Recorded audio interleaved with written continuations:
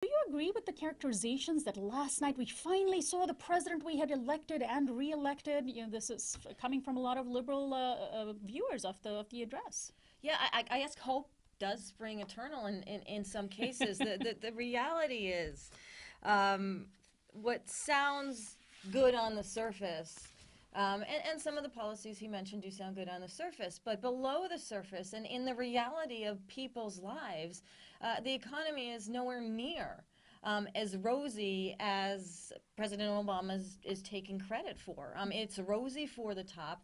It's rosy for the banking system. It's rosy for anybody who is a recipient of trillions of dollars of Federal Reserve policy, but not for the average person. And so when you start in a position of non-reality, debating as to what pieces might alter that a little bit is really a false second start. So he had to make essentially two cases. One, that his policies so far have benefited people, but two, that they haven't benefited people enough to where he needs Congress, dominated by Republicans, to now pass those additional things. And you're saying that even that first part doesn't really hold up. And he pointed to some cases of people, and of course this is very popular among presidents giving State of the Union addresses, where they'll point to individuals saying, look, this person saved $24,000 because of the Affordable Care Act. I mean, those are true stories, but they don't represent the norm?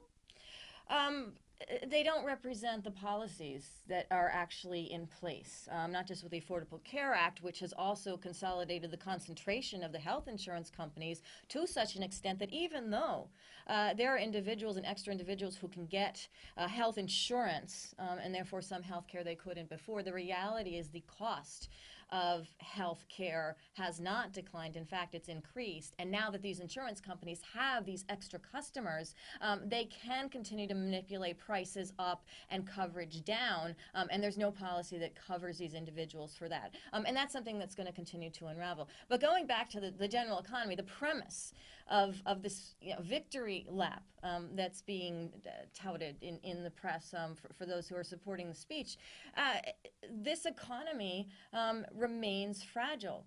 Hourly wages remain below what they were before the administration began. The unemployment rate, which President Obama discussed as being lower than it was when he took office, yes, on a percentage basis it is true, but that is because less people are looking for jobs, and the people that are looking for jobs are finding jobs at lower wages or having to double or triple up on the jobs that they take. So that's not indicative of a stable economy for individuals.